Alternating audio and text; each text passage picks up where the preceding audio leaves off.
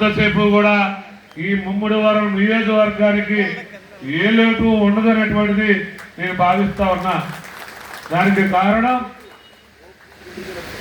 మీ శాసనసభ్యులు చాలా ముందు పని తర్వాత పని ప్రభుత్వం నుంచి నిధులు వస్తే ఎవరైనా చేస్తారు.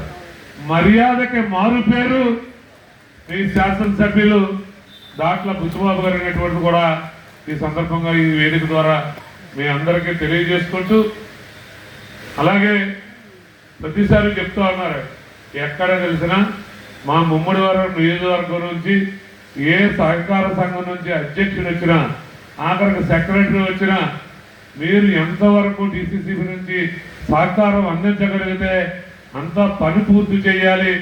ఎందుకంటే మా కోనసీమ రైతాంగం కానీ మరి ముఖ్యంగా మా ముమ్మడి నియోజకవర్గంలో ఉన్నటువంటి రైతాంగం చాలా మంచి రైతాంగం ఉంది.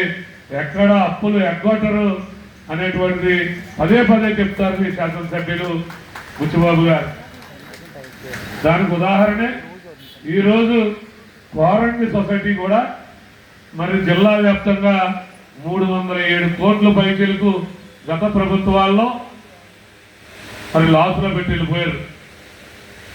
ఈరోజు అటువంటి బాధ్యత మరి చంద్రబాబు నాయుడు గారు కానీ పవన్ కళ్యాణ్ గారు కానీ ఇక్కడ కూటమి నాయకులు పార్లమెంటు సభ్యులు కానీ శాసనసభ్యుల యొక్క సహాయ సహకారాలతో నన్ను పదవిలో కూర్చోబెట్టడం జరిగింది. ఈరోజు చాలా కఠినమైన సాములా ఉంది. ఈ సొసైటీల్లో కూడా మన కోనసీమ సొసైటీలు పర్వాలేదు, చాలా మంచి సొసైటీలు. ఇంకా అటువైపు గోదావరి దాటితే కొన్ని ఇంకా సొసైటీల్లో ఇంకా ఇంత మార్పులు రావడం జరిగింది. మన ప్రభుత్వం వచ్చిన తర్వాత అంతా ఆన్లైన్ పెట్టడం జరిగింది. ఎక్కడా